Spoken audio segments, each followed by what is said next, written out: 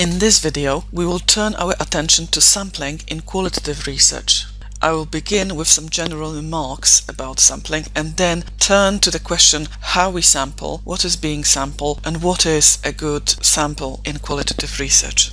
Let us start with general principles behind qualitative research. As you recall, qualitative research is informed by interpretativist paradigm, which rejects the notion that reality is objective and that the scientist's aim is to pursue truth. Such truth simply does not exist according to that paradigm. Instead, qualitative researchers tend to be interested in developing an in-depth understanding of the phenomenon of interest, which entails greater flexibility, closer relationship between researcher and participants, and rejection of standardization. The instruments of qualitative inquiry are more flexible, and the designs frequently employ semi-structured and unstructured methods, such as in-depth interviews, focus groups, or observations. Study designs are often iterative, that is, data collection and research questions are adjusted according to what has been learned. One advantage of qualitative methods is that the use of open-ended questions and probing gives participants the opportunity to respond in their own words rather than forcing them to choose from fixed responses, as in quantitative methods. Open-ended questions have the ability to evoke responses that are meaningful and culturally salient to the participant, and often unanticipated by the researcher, rich and exploratory in nature. The assumption behind qualitative research drive approaches to sampling. Because qualitative researchers reject the pursuit of universal truth, there seems little point in trying to gather large samples or adopting probability approaches to sampling. These are simply irrelevant because there is no such thing as valid generalized findings. Instead, qualitative researchers embrace non-probability sampling, and qualitative samples tend to be smaller and more closely linked with the phenomena of interest. That link is exemplified by the notion of purposive sampling. The sampling is purposeful because researchers select individuals, sites, or events that can purposely inform the understanding of the research problem and are central to the phenomenon being studied. Purposeful sampling involves decisions about what or who should be sampled, what form the sampling will take, and how many people or sites or events need to be sampled.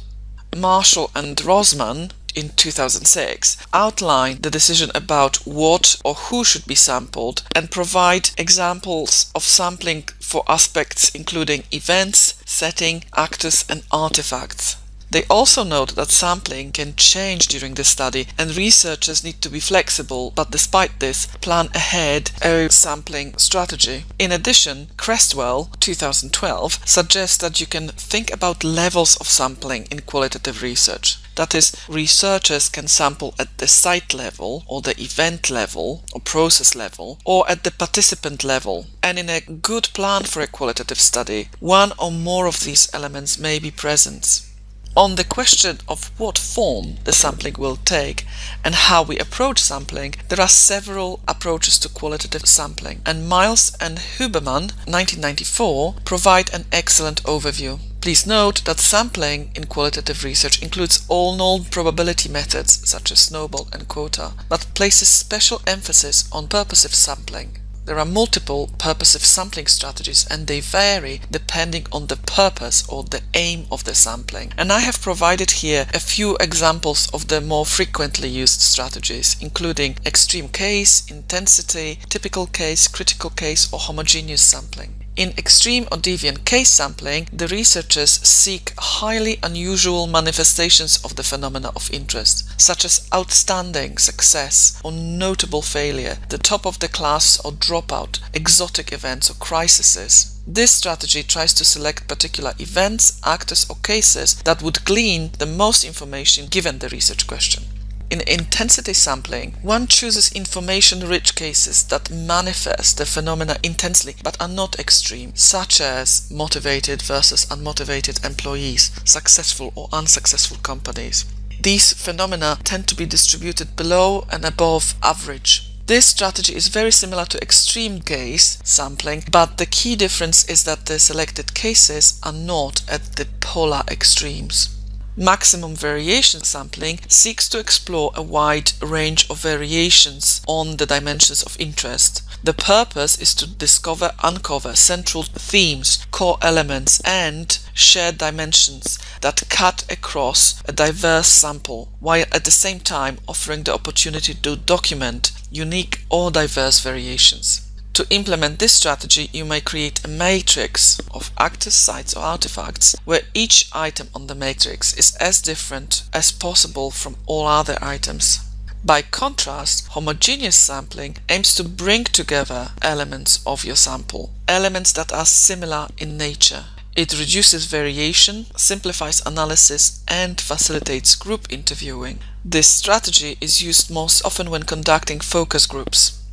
Typical case sampling focuses on what is typical, normal, and average. This strategy may be adopted when one needs to present a qualitative profile of one or more typical cases. By contrast, critical case sampling looks at the cases that produce critical information. In order to use this method, you must know what constitutes a critical case. Finally, theoretical sampling begins by defining manifestations of theoretical constructs of interest as to elaborate and examine the construct. This strategy is typically used in grounded theory studies, where you sample people, incidents, etc., based on whether or not they manifest or represent an important theoretical construct. Please note that there are specific rules concerning both the design and implementation of this strategy, and you are advised to read more broadly on the subject. For example, refer to grounded theory textbooks such as Kathy Shamaz's book.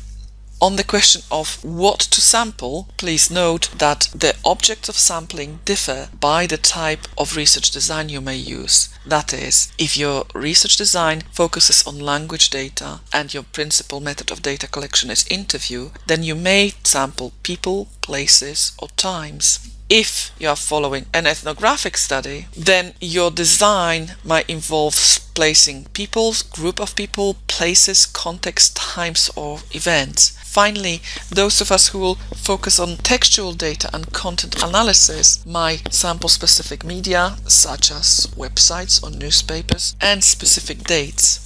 Similar to quantitative research, this question of sample size is quite a critical one, and one without a clear answer. The general principle in qualitative research is that you tend to study fewer sites, individuals, events, or cases, and you tend to collect extensive detail about each of those items studied. Beyond this general principle, the size of the sample in qualitative research very much varies depending on research design. For example, in phenomenology, an intense study of individuals, the numbers required are lower than those found in grounded theory.